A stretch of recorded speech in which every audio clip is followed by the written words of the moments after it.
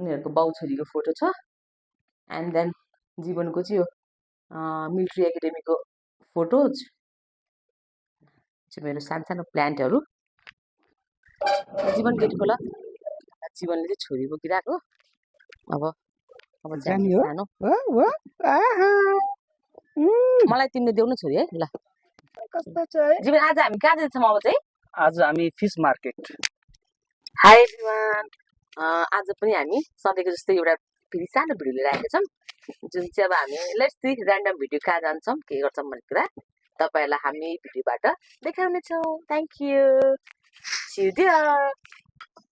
यो चाहिँ हाम्रो घरबाट निस्किने चाहिँ बाटो हो अब हामी चाहिँ यहाँ चोकबाट न्यू रोड जाँदैछौँ यो चाहिँ न्यू रोड हो हाम्रो घर साइडको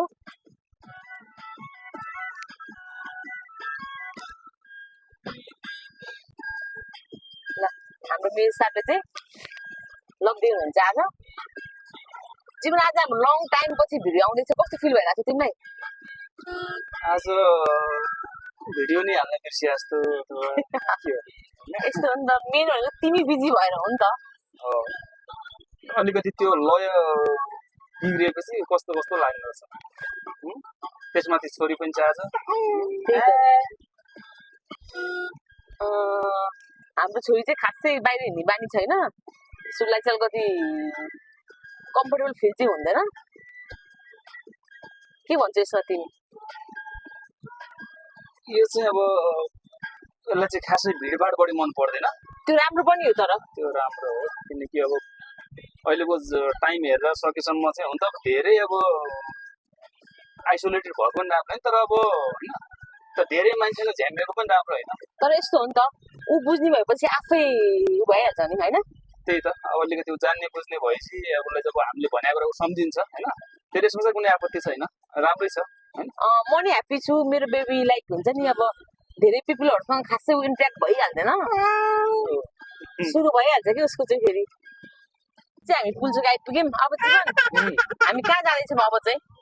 छोरी अलि इरिटेट भइरहेछ एकछिन रिभर साइडमा लगेर फ्रेस गरौँ न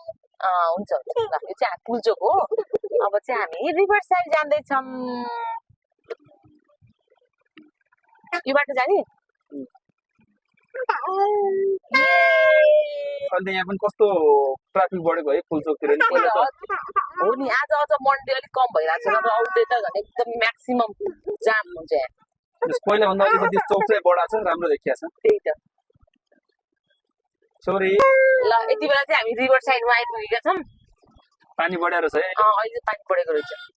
किनभने पानी पर्ने क्रम पनि जारी छ नि त होइन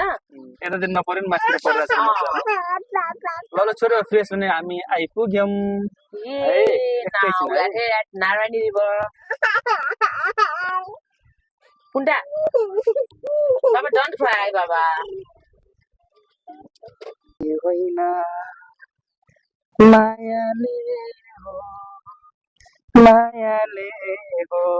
मलाई चाहिँ के लाग्छ भने गाइस आमाले भनेको पाउने मात्रै हो माई गुडनेस उसको बाबाको छोरी यति धेरै डिप रिलेसनसिप हुन्छ नि ल त्यो पाइदेखि घर चाहिँ मौला कालिकाको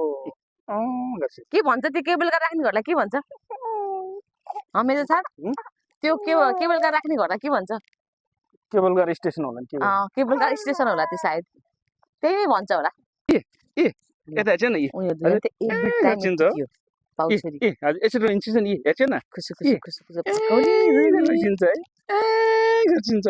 मलाई त लोभै लाग्थ्यो नि माई गुडनेस मैले इमेजिन पनि गर्न सक्दिनँ कि म यति धेरै रिलेसनसिप यस्तो हुँदो रहेछ बाउ छोरीको भनेर अब चाहिँ हामी नारायणी पनि यसो घुम्यो होइन फ्रेस हावा पनि खाइयो अब चाहिँ फिस लिन बाँकी रह्यो सो हामी चाहिँ फिस लिनको लागि भनेर चाहिँ बालकुमारी मन्डीमा चाहिँ गयौँ होइन अनि त्यहाँ चाहिँ फिस सपहरू टन्नै छ अनि सबै किसिमको मिटहरू चाहिँ पाइन्छ कि त्यो बालकुमारी मन्डीमा भएको सपहरूमा चाहिँ मिट सपहरूमा चाहिँ र रिजनेबल प्राइस पनि छ नि त सो हामी चाहिँ सधैँ यहीँ नै आउने गर्छौँ कि अनि फेरि यो फिस लिन जाने बेला जीवन चाहिँ छोरीसँग त्यहाँ बसिरहेको छ किन थाहा छ नि किनकि अब उसलाई चाहिँ यो के भन्छ यस्तो काटेको यताउता उसलाई मन पर्दैन कि उसले त्यो हेर्न सक्दैन त्यही भएको कारणले चाहिँ ऊ कहिले पनि जाँदैन। म चाहिँ फिस हेर्दैछु यहाँ। जीवन र छोरी चाहिँ उतैपट्टि बसिरहेको छन् गाडीको साइडमा। सो हामीले चाहिँ फिस लियौँ। यो मैले लिएको फिस एकदम मिठोवाला हो होइन, कमन कि के भन्छ यो फिसलाई, टन्नै फिसहरू पाइन्छ। फेरि त्यो पहिल्यै काटेर राखेको फिसभन्दा यसरी पानीमा भएको फिसलाई गऱ्यो भने चाहिँ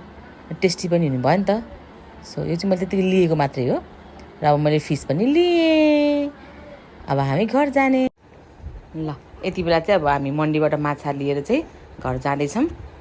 जीवन चाहिँ ड्राइभ गर्दै र अलिकति अँध्यारो पनि भइसकेको छ। अब कुन बाटो जाने भन्दाखेरि चाहिँ ल जाऊँ न त। अब मेरै बालकुमारी कलेजको बाटोबाट भन्ने भएर हामी चाहिँ बालकुमारी कलेजको बाटोबाट जाँदैछौँ। यो कलेज जहाँ म पनि छु 10 देखि 5 बजीसम्म र जहाँ मैले पढेको पनि हो। र अहिले चाहिँ हामी यति बेला चाहिँ अब भाटबटिनमा पनि जाऊँ न त भनेर चाहिँ जाने सोचले गएको थियौँ। तर होइन ठिकै छ, अब अबेला भइसक्यो, नानी पनि रुन्चे भनेर चाहिँ अब हामी भाटबटिन चाहिँ नपस्ने गरियो। अनि यहाँको बाटोहरू कति राम्रो हो कि बाबा। जीवन तिमीलाई के भन्नु छ यो बारेमा? मलाई नारायणगढको सबभन्दा मनपर्ने भनेकै यही हो क्या, ठ्याक्क यो फराकिलो बाटो र स्पेसली साँझको ड्राइभिङ गर्दा नि, स्पेसली हाम्रो यो सिएमसीबाट तलतिर क्या ठ्याक्क फराकिलो बाटो अनि त्यो लाइटनिङहरू के दायाँ बायाँ। होइन नि जीवन, यो सिएमसीबाट तल मात्रै होइन कि, खासमा यो यस्तो खालको बाटो भनेको चाहिँ तिम्रो गोन्द्राङबाट पुल्चोकसम्म हो नि। त्यस्तो भएर नट ओन्ली तिम्रो सिएमसीदेखि नारायणगढसम्म मात्रै, बुझ्यौ नि? हो जस यो चाहिँ मलाई एकदम मनपर्छ, त्यही भएर